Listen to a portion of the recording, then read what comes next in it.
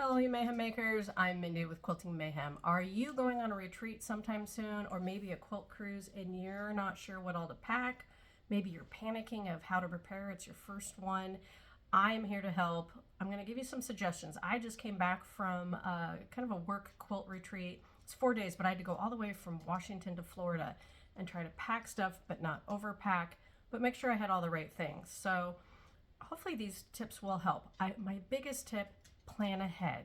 Don't wait till the day before to start throwing the things in your bag.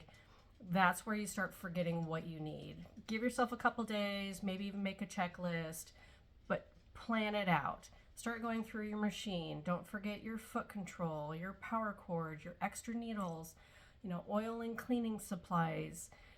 All those basics that you may not remember or think that you need, you're going to need. And think about the projects you're going to sew. Do you need specialty feet? Are you going to need a zipper foot, a walking foot, any of those kinds of things? Start thinking about those projects, what you're going to do, and what you need for your machine to make sure that you can do it. And of course, the threads that you need, if you want extra bobbins, all that kind of stuff. Start planning that ahead. And then, projects. Because I was gone for 4 days, I didn't want to take a whole lot. I also knew I was going to be getting some projects to work on and take home with me. So I tried to keep it simple, but having a project bag to keep everything in does make it a lot easier. So I just used, this is just a recycled sheet bag. But of course, we sell project bags. There's all kinds of project bags. Just find one to try to keep it all contained. For me, that's a little easier, so you can kind of grab and go. I also packed Ziploc bags. So just easy, simple Ziploc bags to keep pieces organized, because I was working on the Kona block of the month that I do, so I wanted to make sure each month was contained. So I just grabbed a handful and put them in the bag so I was prepared. And sometimes, if you can, I try to cut a project ahead of time. I had a different quilt I was working on, and I cut it all out before I went, because I feel like a lot of times in a retreat situation, that's where you get distracted and miscuts happen, and you don't potentially have extra fabric. You're not at the fabric store where you can go buy more. So I like to cut ahead where I'm not distracted, get it ready so that when I get there, I just have to sew and press and get it done. So that's another helpful tip. And think about how much you're really going to get done. Unless you're on a really long retreat, I go with that less is more. You're going to be visiting and making friends, or visiting with friends that you were going with together, all those kinds of things.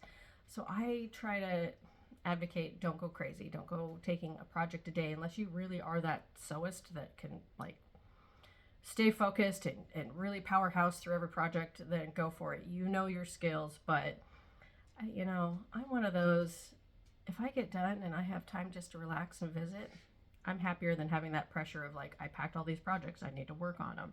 And then of course you need your basic supplies. You need, scissors, snips, all those kinds of things, your marking tools. I took a couple different kinds. I took the friction, the iron off, and then I took my chalk pencil. I took, my seam ripper, of course, which actually I had a couple people borrowing the seam ripper because they forgot theirs.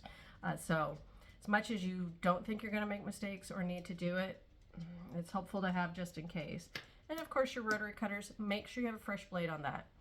Nothing's more annoying than trying to cut fabric with a dull blade.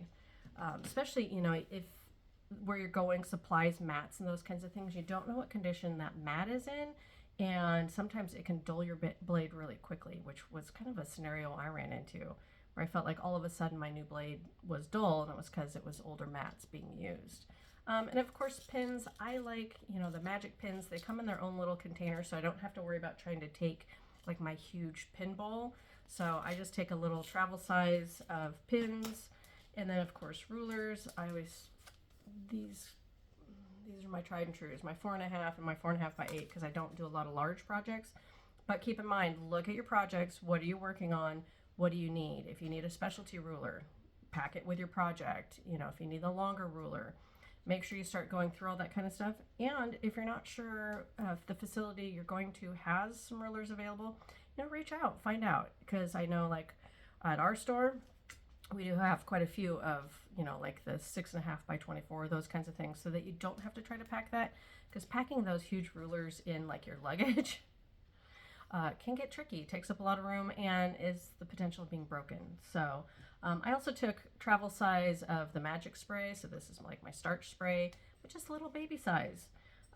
And then the acorn pressing. Oh my gosh, this with the pressing pen. So if you don't know, if there's going to be enough irons, a lot of times they don't allow you to bring extra irons because it's too much power draw. This is a great tool. You actually use this where you put it on your seam and you just kind of can finger press your seam open or use a seam roller, and that'll help you do all your pressing without needing an iron. So I took the refill bottle and the pen, and it worked magical. It made it so I could stay at my station, not be fighting for the iron, waiting in line for the iron, and I didn't have to pack a travel iron and take up more room. It made it easy, and you're talking potentially just a couple days. It's a good, quick, easy go-to. And then of course I take my travel cutter with the pressing on the other side. I love this. This is by Omnigrid. We do carry these in the store, but they make it nice. I mean, this one's pretty big. They make a couple different sizes, but that way, once again, I can fold it, have it next to me, and do my cutting. If I can take an iron, then it does have the pressing side. In that way, once again, I'm not fighting at the stations trying to cut and press and all those kinds of things. I can just kind of set up nearby, have everything ready and good to go. So that's all I took. Like, thankfully it wasn't a whole lot. I was able to put most of my tools in this bag, so it was all contained in one spot. But of course, for me, I would make a cute little zipper pouch. I just ran out of time because I thought about it and went, I really should just have something to have all my tools in. Yeah, I don't always get those ideas soon enough to get them done. So if you have a cute little, pouch to contain everything in, keep it organized, or, By Annie's has some amazing patterns for storing all your tools, those kinds of things. Absolutely make one of those so that if you're doing a lot of retreats or classes, those kinds of things, it's a lot easier to keep yourself organized. But, that was pretty easy. And I survived 4 days. I really didn't have to borrow anything except for a couple long rulers for some projects, but otherwise, I was good to go. So hopefully this helps you, and you have a lovely day, and keep on stitching.